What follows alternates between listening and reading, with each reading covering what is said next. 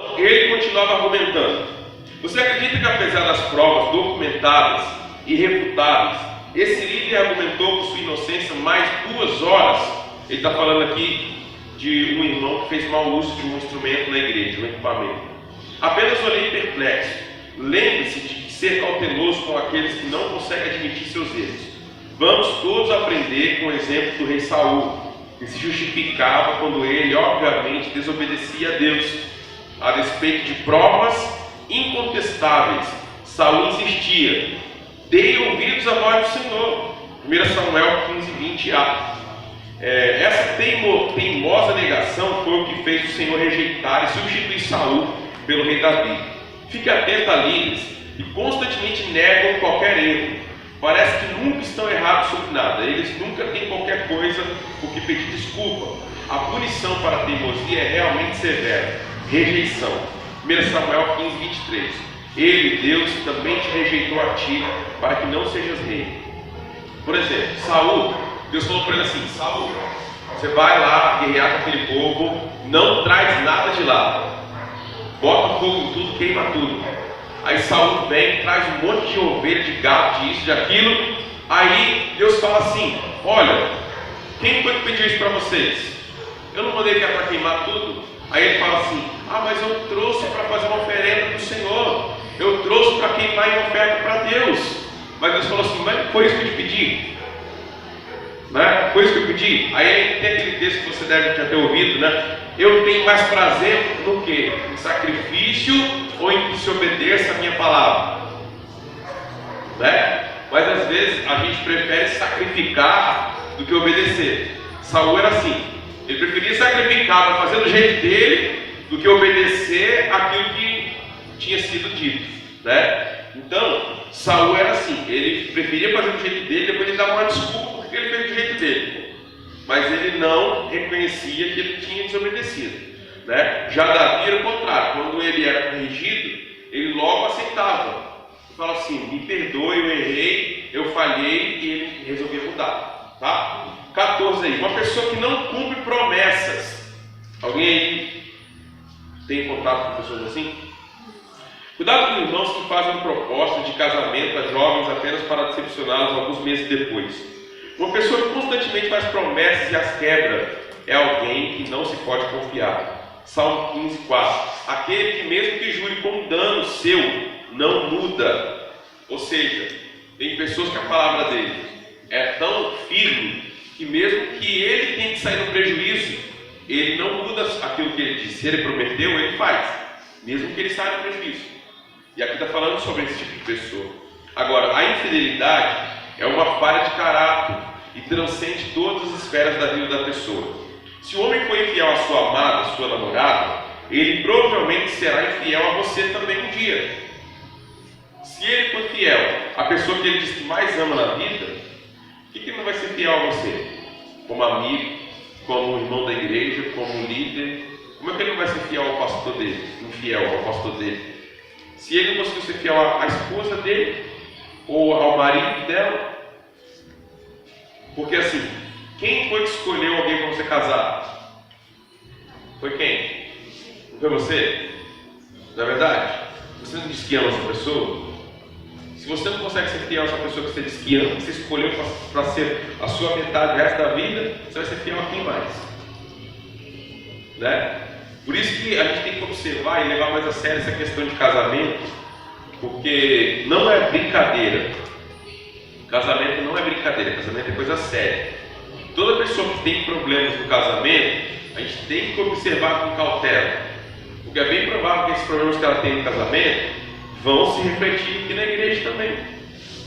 Vão se refletir. Da mesma maneira que ela age lá, na casa dela, ela vai agir aqui com as outras pessoas também.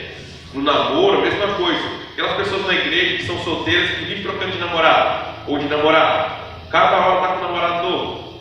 A gente tem que observar essas pessoas.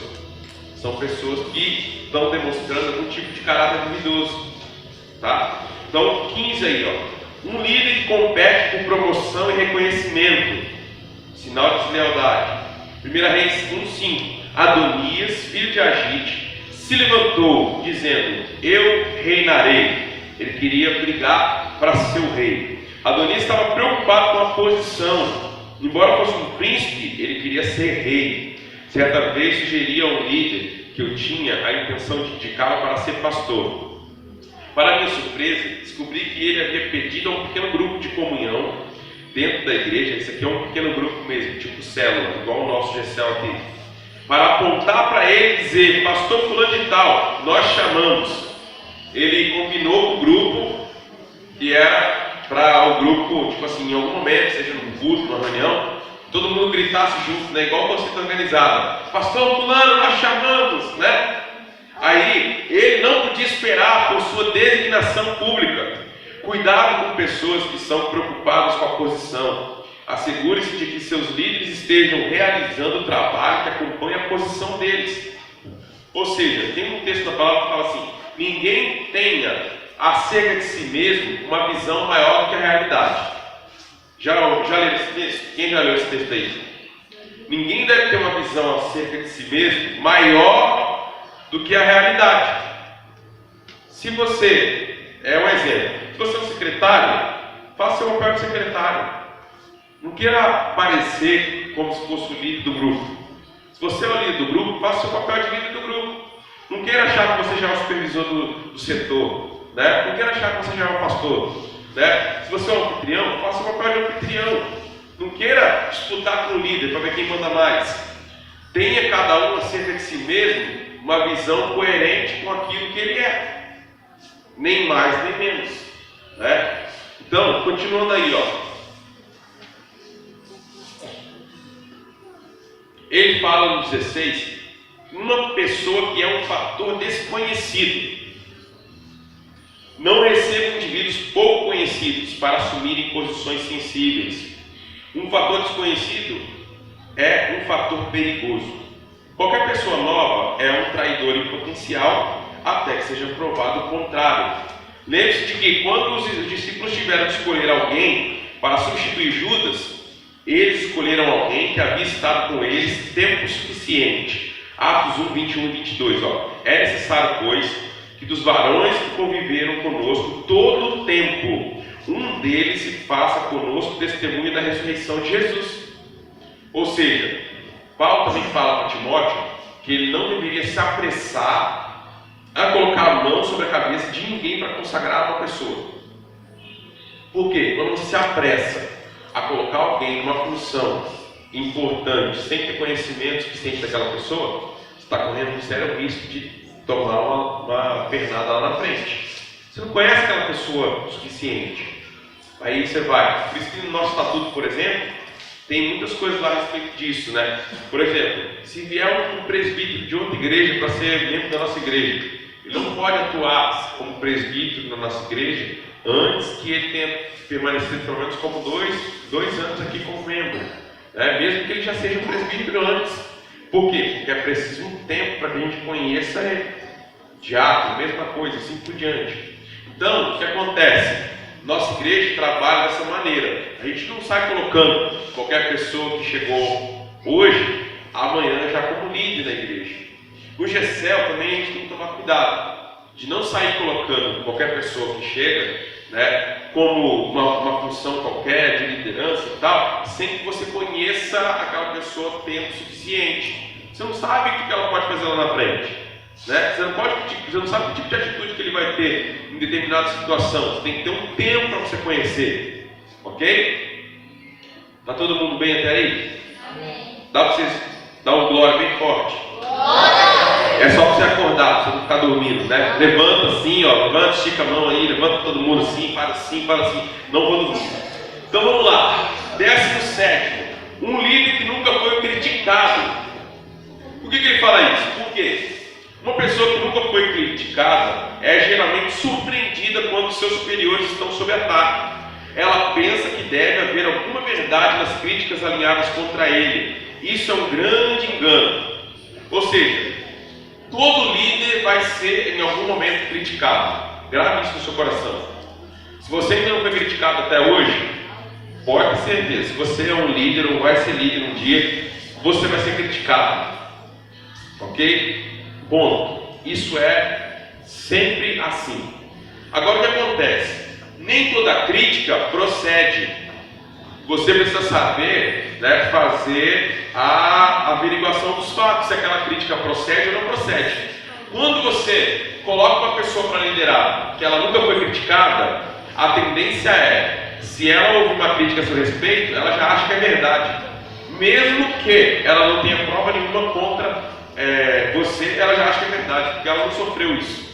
Quando você sofre uma crítica injusta, quando outra pessoa for criticada injustamente, você vai saber fazer a diferença, porque você já foi criticado injustamente. Tem um ditado que diz por aí, que onde há fumaça, há fogo. Quem já ouviu esse ditado? Todo mundo já ouviu esse ditado? Onde há fumaça, há fogo? Só que assim, a gente já leu aqui, a gente já viu isso aqui nessa aula, nas aulas anteriores desse livro, que nem sempre onde há fumaça, há fogo, irmãos. Nem sempre. Você pode ter um boato e que depois ele não se revela como verdade. E aí? É igual essa história, né, que a Alessandra está falando aqui, do fake news. Toda hora surge um fake news aí. E aí? Tudo que eles falam é verdade? Não. Então, nem tudo que falam procede. Nem tudo que dizem procede. Se você é uma pessoa que tudo que fala, tudo que dizem você aceita de primeira, né? Isso é perigoso.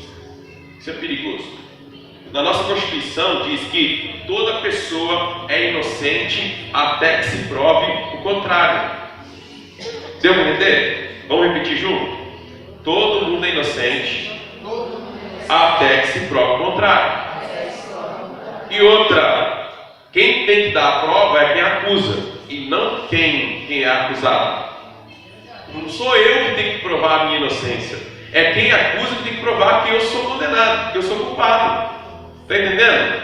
Então, não é eu que tenho que provar que eu sou inocente de algo, não. Não é eu que tenho que provar, por exemplo, que eu não roubei. Não, é ele que tem que provar que eu roubei. Ou seja, quando uma acusação vem, aquele que acusa é que tem que provar.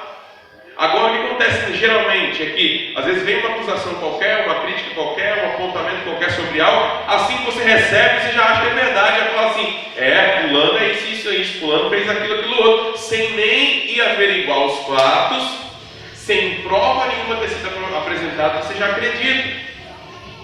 Então isso é uma falha muito grande, que muitas vezes acontece dentro da igreja, não pode acontecer. Cuidado com líderes, ou pessoas que nunca foram criticadas, porque elas podem se voltar contra você no primeiro momento que você for criticado. Ela se junta com quem criticou e fala assim, é isso mesmo, estamos juntos. Cuidado. Então, um líder que tenha passado pelo fogo da crítica é diferente de alguém que nunca tenha sido criticado. Quando uma pessoa madura encontrar difamações e críticas no ministério, ela irá lidar de forma diferente com isso. Ela entende como as engrenagens do engano funcionam. Uma pessoa madura como Cristo sabe que essas coisas fazem parte do ministério normal. É necessário que venham escândalos. Mateus 18, 7. Mas ai daquele por quem vem o escândalo. Jesus foi criticado? Sim ou não? Jesus foi criticado? Quem aí lembra de alguma crítica e acusação que fizeram a respeito de Jesus? Fala alto aí.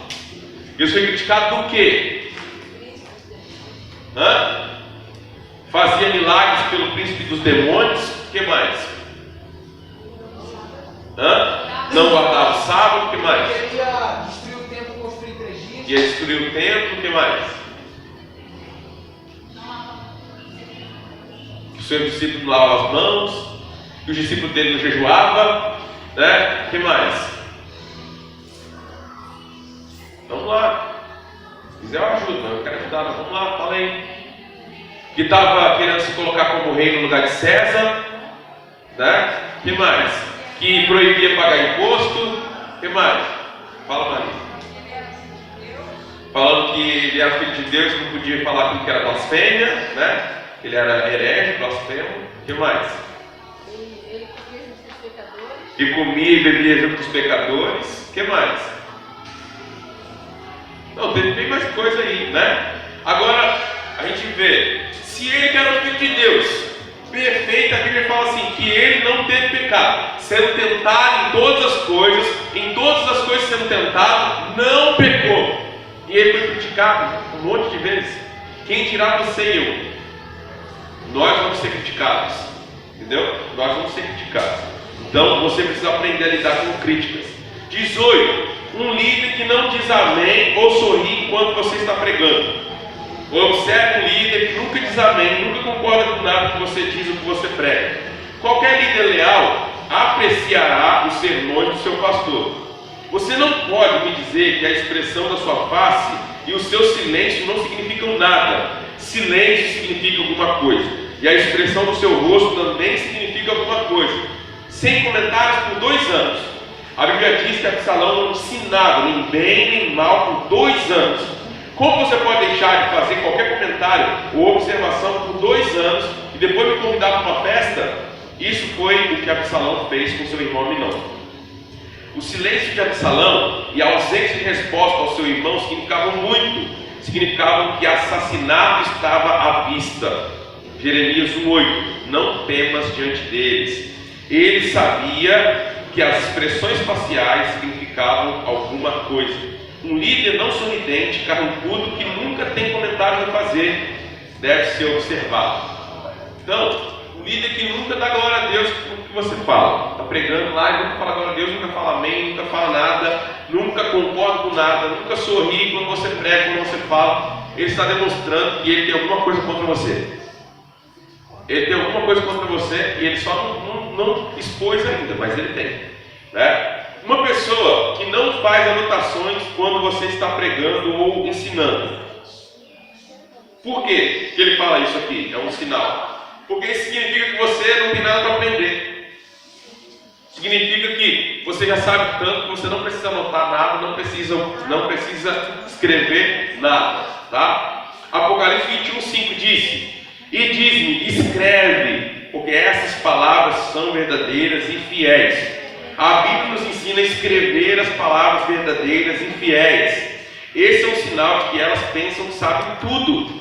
Pessoas que não escrevem nada, acham que já sabem tudo. Uma pessoa que pensa que sabe tudo que você está ensinando, não deveria estar ao seu redor. Ela pode estar dizendo, sou tão boa quanto você, e não há nada de novo que você possa me ensinar.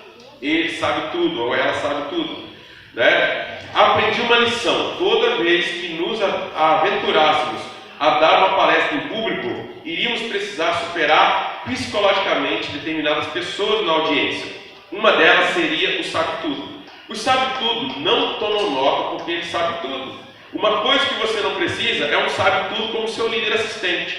O apóstolo João não podia ministrar efetivamente a Diótrefes, porque ele se sentia muito grande, proeminente, para receber de João.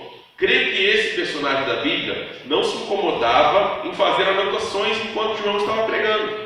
Diótrefes era grande demais para receber. João disse que Diótrefes não o recebeu. 3 João 1,9. Mas Diótrefes, que procura ter entre eles a primazia, não nos recebe.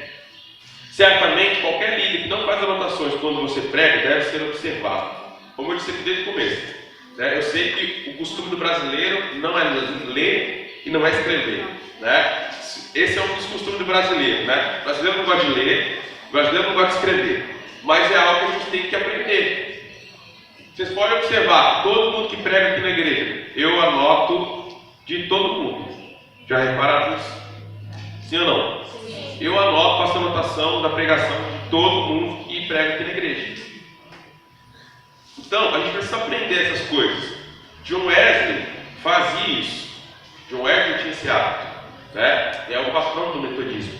John Wesley não só tinha esse hábito, como ele tinha o hábito de, durante todos os dias, à noite, quando chegava no final da noite, ele fazia um resumo de todo o seu dia, das coisas mais importantes que ele fez naquele dia, ele escrevia no seu diário todos os dias no final do dia.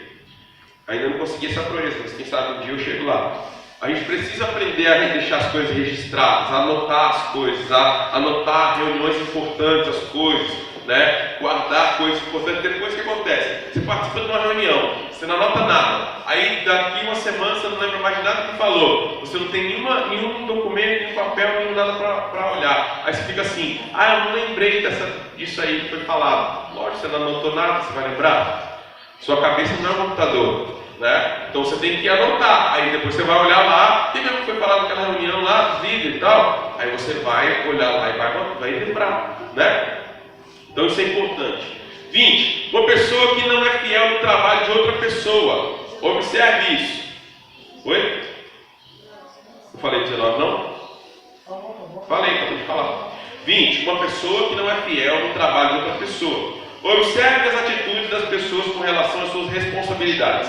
Se trata os negócios e propriedade de outros com cuidado, eles provavelmente irão tratar seu ministério com cuidado. Mas quando você as vir, apenas observe como trata o carro ou a propriedade dos outros. Observe a pessoa que cuida de forma displicente ou negligente dos pertences de outro. Lucas 16, 12. E se naquilo que é a lei, ou seja, de outra pessoa, você não foi fiel, quem vos dará aquilo que é vosso?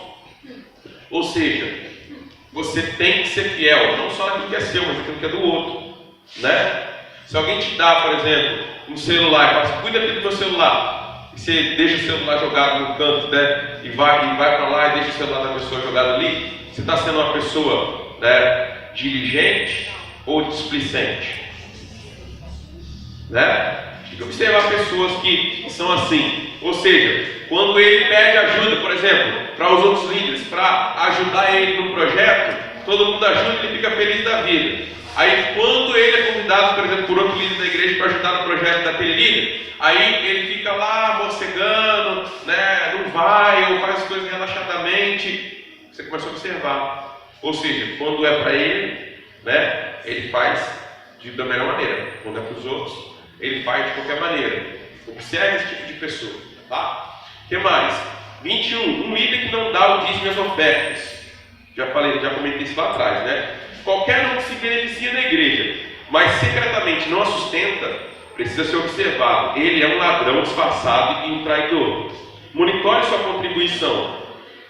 Não posso monitorar os dízimos e as ofertas de toda a igreja, mas monitoro o dízimo dos meus líderes. Qualquer líder que não dá seu dízimo pode ser um traidor. Dinheiro não deve ser um problema para nenhum líder. Roubará o homem a Deus? Todavia vós me roubais, nos dízimos e nas ofertas alçadas. Malaquias 3,8. Portanto, declaro a você que todo ladrão é um traidor em potencial. Observe. Isso aqui não é aula sobre dízimos e ofertas, não vou prolongar esse assunto, mas eu acredito que se você é um líder, você deve se esforçar para ser fiel ao Senhor nos seus dízimos e nas suas ofertas. Ok? 22. Líderes que não comparecem a reuniões importantes. É importante para os líderes comparecerem a todas as reuniões. Observe aqueles que constantemente se ausentam de certos compromissos. Eles com frequência têm desculpas, mas tome nota deles. O ausente se torna traidor. Creio que Judas se tornou um traidor devido à sua frequente ausência. Tomé perdeu uma reunião muito importante, por causa disso se tornou um cético. João 20, 24. Ora, Tomé não estava com eles quando veio Jesus. Ou seja, Jesus se ressuscitou, no primeiro momento que ele se apresenta aos 12, quem estava lá? Todo mundo menos Tomé. Aí todo mundo viu Jesus, todo mundo ficou alegre, todo mundo ficou feliz. O que Tomé falou? Eu não acredito enquanto eu não ver ele não botar o dedo na ferida dele. Foi isso que Tomé falou? Porque ele faltou a quantos encontros? Ele faltou a um encontro importante, mas naquele dia foi o dia que Jesus apareceu. E por causa disso ele ficou diferente de todos os outros. Os outros 10 estavam lá empolgados, dizendo Jesus está vivo e tal, não sei o quê. E ele estava dizendo, não, Jesus está vivo nada, vocês estão mentindo, não acredito nisso, né? Por quê? Porque ele faltou uma reunião importante. Então, a gente tem que tomar cuidado. Oi? A gente tem que tomar cuidado com esse tipo de atitude. Com certeza a ausência de certos líderes de algumas reuniões irá fazer que eles se tornem diferentes dos leais membros da sua equipe. Ou seja, se você tem um membro A e um membro B, o membro A frequenta todas as reuniões que você marca, o membro B frequenta 50% das reuniões que você marca. Você acha que os dois vão ser iguais? Sim ou não? Não. Porque aquele que frequenta todos, ele vai ter um entendimento muito maior daquilo que você está ensinando. O que frequenta só 50%, ele vai ficar pela metade. Está vendo? Isso que é sério. Assiduamente em todas as reuniões importantes é essencial. Assiduidade, perdão. em todas as reuniões importantes é essencial para manter a lealdade. Não ignore os líderes que parecem muito ocupados para comparecerem às discussões importantes. Após certo tempo, essas pessoas ficarão diferentes do restante da sua equipe. Então, deu para entender isso aqui? Ou seja, se alguém sempre não está presente nas reuniões importantes, ele vai se tornar alguém diferente dos demais. Não é questão aqui de que quem frequenta é mais importante do que quem não frequenta. Não é isso. Mas naturalmente ele vai se tornar diferente. Ele não vai ter todos os direcionamentos, todas as decisões, todas as orientações que os outros estão tendo. E por causa disso ele vai errar mais. Entendeu? Por causa disso ele vai errar mais. Então 23 aí. Uma pessoa que aprova alguém que toma decisões erradas. Ou seja, cuidado com pessoas que são coniventes com aqueles outros que estão tomando posições erradas, né? E tinha Adonias inteligência com Joabe, filho de Zeruia, e com Abiatar, os sacerdotes, os quais o ajudavam. 1 Reis 1:7. Joabe aprovou as ideias rebeldes de Adonias. Isso foi porque o próprio Joabe também era um rebelde. Ele tinha exibido um espírito independente durante toda a vida e ministério do rei Davi. Observe as coisas que seu líder admira e com as quais ele se envolve. Verifique aquelas que os membros de sua equipe aprovam. O que seus líderes admiram? Há muitos anos um rebelde em formação fez comentários favoráveis sobre outro rebelde. Ele falou sobre como esse pastor dissidente parecia estar sendo bem sucedido em sua facção dissidente. Apenas alguns meses depois, esse sujeito encenou a própria rebelião. Ou seja, pessoas que, por exemplo, tem uma pessoa que está tendo uma atitude de rebeldia ou de separatismo, ou está discutindo com outro líder, né? E você vê as pessoas que estão apoiando aquela pessoa. Todo mundo que está apoiando o rebelde, possivelmente também é um rebelde. Todo mundo que está apoiando quem está em rebeldia, provavelmente também está em rebeldia no seu coração. Mas que ele não esteja declaradamente fazendo, mas ele está sendo conivente com aquele que está fazendo. Então isso é sério também, né? Vocês viram ali na lição anterior que foi falado sobre eu não lembro agora se foi Absalão, acho que foi Absalão, um dos dois filhos de Davi, ou Adonias ou Absalão, que quando ele se rebelou e quis se colocar como rei, ele convidou 220 líderes do povo de Israel para estar junto com ele lá nessa festa, nesse banquete que ele deu, né? E lá nesse banquete, ele se declarou rei, ele se promulgou rei, ele se proclamou rei. Todo mundo que estava ali, junto com ele, querendo ou não, agora tinha, como posso dizer, estava perdido, né? Porque assim, ó, ele estava na festa de Absalão. Absalão se declara rei. Davi está lá do outro lado, da outra cidade, com o grupo dele lá, e ele é o rei de verdade. Se esse povo que está aqui, que agora que Absalão se declarou rei, e vai dizer assim: não, eu estou aqui enganado, né? Eu não quero ser parte do seu reino, não, né? Deixa eu voltar para Davi. O que vocês acham que Absalão faria com eles? Ia matar eles. E agora, né, vamos dizer que ele sai escondido e volta lá para Davi, né? Será que Davi ia confiar neles? Que eles estavam lá na festa, junto com o Absalão, onde ele foi proclamado rei. Será que Davi não pensaria talvez assim: ah, isso aí é um espião que está vindo de lá, né? Agora para me espionar aqui, para levar para eles lá as informações. Ou seja, cuidado com quem você anda, porque dependendo com quem você anda, você pode entrar numa furada, numa enrascada, até você não consegue sair mais. Não consegue sair mais. Então, cuidado com quem você anda. Se você andar com pessoas duvidosas, com pessoas que têm atitudes, né, estranhas, você pode acabar caindo num problema que depois você não vai conseguir resolver, né? 24. Líderes que não estão preparados para fazer coisas que não escolheram fazer. Líderes devem estar preparados para fazer o que lhes dizem para fazer. Se você espera que outros lhe obedeçam, lembre-se de que é exigido primeiro de você que obedeça instruções. Como é que eu posso querer que os outros me obedeçam se eu não obedeço aquilo que eu fui pedido para fazer? Ou seja, algumas pessoas querem sentar onde querem sentar e fazer o que querem fazer. Analise qualquer um que se torna relutante no que está fazendo, porque ele não está fazendo o que prefere fazer. Ou seja, observe pessoas que nunca fazem aquilo que elas não escolheram fazer. Elas só fazem aquilo que elas escolheram. Se ela escolheu fazer aquilo, ela faz. Se ela não escolheu, foi alguma pessoa que pediu para ela fazer ou mandou ela fazer, ela não faz. Ela fala assim, não, eu escolhi isso, eu não quero fazer isso.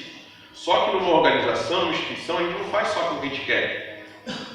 Não é assim que funciona, não é verdade? Né? Será que você escolheu todas as leis que regem o Brasil? Você escolheu? Você votou a respeito delas? Você deu sua opinião a respeito delas? A maioria das leis do Brasil você não deu opinião nenhuma. Mas a gente é obrigado a obedecer, sim ou não? Se a gente não obedece a lei, o que acontece? A gente é preso, né? Ou é punido, ou sofre um processo. Por quê? Porque numa organização qualquer é assim que funciona. Então no Estado é assim que funciona, tem a lei ali, ela precisa ser cumprida, né? Na igreja não é diferente, no pequeno grupo não é diferente. Então, observe essas pessoas que elas só fazem aquilo que elas querem. Elas não fazem qualquer outra coisa que foi pedido para fazer, que não foi ela que escolheu fazer, não foi ela que disse que queria fazer, ela não faz. Observe esse tipo de pessoas, tá? Então, 25. Uma pessoa envenena você sobre outros. Cuidado com pessoas que te envenenam sobre outra pessoa. Ou seja, né, chega para você e fala assim, ó, sabia que o Arthur falou a seu respeito? Não, o que o Arthur falou? Olha, ele falou que você é muito isso, muito aquilo outro. Né? Ou seja, cuidado com pessoas que te envenenam a respeito de outras pessoas. Tá? Qualquer questão que envenena sua mente acerca de outras pessoas é alguém perigoso. Nunca esqueça que aquele que fala negativamente sobre alguém a você, falará negativamente sobre você para alguém. O caluniador no hotel. Marque aquele que tenta envenenar sua mente com relação a pessoas que você sequer conhece. Acontece muito isso, né? Às vezes você nem conhece uma pessoa, você não tem nada a ver com aquela pessoa, você nunca viu a pessoa na vida. Antes mesmo de você conhecer a pessoa, já chegou alguém para você para falar mal daquela pessoa para você. Já viveram isso? Né? Ou seja, isso é terrível. Você nem conheceu a pessoa ainda, nem deu oportunidade daquela pessoa ainda de conhecer, então relacionando com ela, já teve alguém que veio falar mal daquela pessoa para você. Ou seja, isso é terrível. Cuidado. Ele envenenou o evangelista. À medida que ele ouvia, meu amigo me falou que a mente do evangelista famoso ficou completamente envenenada sobre esse outro pastor, porque a pessoa lá no hotel, né, esse caluniador, já tinha feito a cabeça daquele evangelista acerca do outro pastor. Antes que o ministro tivesse a oportunidade de se apresentar, o caluniador já havia feito seu serviço. A palavra caluniador no Novo Testamento é traduzida da palavra grega diabolos, que significa diabo, não maldizentes, sóbrias e fiéis em tudo. 1 Timóteo 3,11. Aprenda aqui, mesmo que uma pessoa que cospe coisas negativas sobre outros é um diabo, ou seja, um caluniador ou um acusador. Diabo significa acusador, adversário, né? Caluniador. Eu não disse isso, a Bíblia que diz isso. Caluniador significa diabo ou diabolos, né? Um caluniador é um diabo. Engraçado que Jesus, quando ele estava sentado com os 12 discípulos e ele disse assim: eu vos escolhi os 12, né? Ele disse: eu vos escolhi os 12, mas um de vós é o diabo. Vocês já leram isso na Bíblia de vocês? Né? Já leram? Ele diz: eu escolhi vocês, eu escolhi os 12, mas um de vós é o diabo. Por quê? Porque aquele já tinha se decidido a ser opositor de Jesus, né? E isso era um problema. 26. Um líder que não está preparado para nascer dentro da filosofia, dos padrões, da visão, dos procedimentos e do espírito da sua casa. Ou seja, toda família é diferente da outra. Toda igreja é diferente da outra. Toda igreja é essencialmente diferente. Nós todos acreditamos que Jesus Cristo é o Filho de Deus. Todavia, a filosofia, os padrões, a visão, os procedimentos de cada igreja são muito diferentes.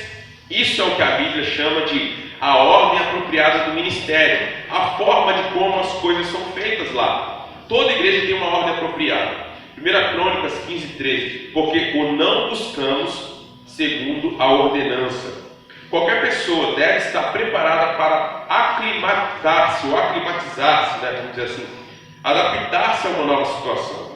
Uma pessoa que frequentemente diz: em minha igreja antiga era assim, minha igreja antiga fazia assim, lá na minha igreja fazia dessa maneira.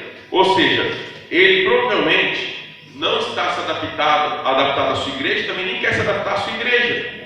Então, cuidado com pessoas assim, que ele vem de outra denominação, ele vem de outra igreja, ele chega aqui e ele quer transformar essa igreja que nem a outra. Não, porque lá na minha igreja era assim, porque lá na minha outra igreja fazia assado, porque lá na minha igreja era assim. Ou seja, se lá era tão bom, por que tu saiu de lá e veio para cá? Se lá era tão bom, por que tu ficou lá? Né? Porque assim, se você estava tão insatisfeito lá, a ponto de sair de lá e vir para cá, então não queira que aqui seja como lá. Não é verdade? Porque cada família, cada igreja são diferentes. Vai dizer que na sua casa, as regras da sua casa são iguaizinhas às regras da minha casa. Não são. Cada casa tem umas regras próprias ali, um jeito das pessoas fazerem as coisas, né? Um jeito das pessoas conviverem. Isso é o clima, né, daquela casa, o jeito que eles convivem. Então, a gente não pode receber pessoas de outra igreja e deixar que eles queiram transformar a nossa igreja na igreja que ele veio. Não, ele precisa entender como é a visão da igreja aqui, quais são os procedimentos da igreja aqui, como as coisas andam e se adaptar. Amém? Amém ou não amém? Amém. Estamos acabando. Uma pessoa que manipula sua trajetória para a liderança sem trabalhar seu caminho até a posição almejada. O que significa isso? Alguém que não quer passar pelos estágios. Ou seja, alguém que chega e ele já quer estar na janelinha. Né? Ele chegou ontem, aí ele já quer estar como líder, já quer estar como lá na frente. Aí ele fala assim: não preciso fazer discipulado, não. Eu já estou há anos na igreja, para que eu vou fazer discipulado? Não, eu preciso de escola de líder, não. Eu já sou líder, já pode colocar aí como líder que eu já posso liderar. Ele não quer passar pelos estágios, ele quer pular estágios. Né? Então, cuidado com pessoas assim, que querem pular estágios. Imagina você, por exemplo, você sai do terceiro ano, ensino médio, e você já quer fazer pós-graduação e não quer passar pela faculdade. Né? Você acha coerente? Não é coerente. Na igreja não é diferente, irmãos. A gente tem os estágios, tem que passar ali. Então, quem chega e começa a criar resistência para passar pelos estágios até chegar no nível maior, você tem que observar essa pessoa. Possivelmente, né, ele vai te causar problemas. Então, o que mais aí? Ó? Um líder que não permanece ao redor para sociabilizar-se e interagir com os outros membros da igreja. Se você é um líder do povo de Deus, certamente irá querer interagir com ele e conhecê-lo. Você está apenas ocupando uma posição de prestígio ou está sendo um pastor verdadeiro? Lembre-se de que o empregado não se interessa pelas ovelhas, mas o verdadeiro pastor se importa e quer estar perto delas. Cuidado com líderes que assim que acaba a reunião, assim que acaba o culto, assim que acaba tudo, ele vai embora. Ele não conversa com ninguém, ele não fala com ninguém, ele não está interessado em fazer amizade com ninguém, né? Mas ele é líder. Ou seja, será que está certo isso? Porque a gente tem que querer, né, fazer amizade com as pessoas, interagir com as pessoas, né, conversar com as pessoas, né, criar relacionamentos aqui dentro. Então a gente não pode só ter um cargo de liderança, uma função de liderança, mas não querer interagir com as pessoas. Uma coisa que é comprovada por estatísticas hoje já é que pessoas que estão dentro da igreja, que não se relacionam com pelo menos outras 5 pessoas, provavelmente elas vão sair dessa igreja. Anote isso se você está anotando. Se tem uma pessoa dentro do seu GCL ou aqui dentro da igreja que ele não se relaciona, ou ela não se relaciona com pelo menos outras 5 pessoas dentro da igreja, ela não vai permanecer por muito tempo ali. Entendeu? Então assim, a gente precisa criar relacionamentos, a gente precisa encontrar outras pessoas que a gente possa relacionar, a gente precisa ampliar o nosso relacionamento dentro da igreja. E todo líder que não quer fazer isso é um líder duvidoso, tá? 29 aí. Um líder que tem uma Jezabel como esposa. Cuidado com Jezabel. Jezabel é uma esposa que empurrava o seu marido para fazer coisa errada. Todo pastor experiente não deve apenas olhar para o caráter do líder, mas também para o caráter da esposa do líder ou do marido da líder. A esposa tem grande influência sobre o seu marido, e vice-versa. Ela pode tanto edificá-lo como destruí-lo. Jezabel era esposa de Acabe, o rei, mas ela fazia ele tomar todo tipo de atitude errada. Todo tipo de coisa errada ela fazia ele fazer. Então assim, a gente tem que entender o seguinte: os dois não são uma só carne. Então eu não posso observar só um, tem que observar os dois, né? Observa esse marido, observa essa esposa e veja, porque esse esposo ou essa esposa vai ter influência sobre esse líder ou essa líder. Então a gente tem que observar, né? Qual tipo de comportamento desse esposo ou dessa esposa. Se for um comportamento muito estranho, muito complicado, às vezes você não pode colocar essa pessoa como líder, vai dar trabalho lá na frente, né? Uma pessoa, 30 aí, ó, uma pessoa que constantemente transfere a culpa para a outra. Um bom líder não transfere a culpa. Como líder, você deve reconhecer que é responsável, em última instância, por tudo que acontece debaixo da tua organização ou debaixo do teu grupo. Maus líderes dizem: a culpa é sua. Não sei porque alguns líderes nunca querem reconhecer qualquer culpa. Nós todos somos culpados algumas vezes. Um líder verdadeiro assume a culpa por tudo. Certa vez, algo de ruim aconteceu na minha igreja. Em uma reunião de pastores, eu lhes disse que a culpa era minha. Eles ficaram surpresos porque não sabiam como aquele evento desafortunado estaria relacionado a mim. Mas eu lhes disse que eu era o culpado porque eu era o cabeça geral.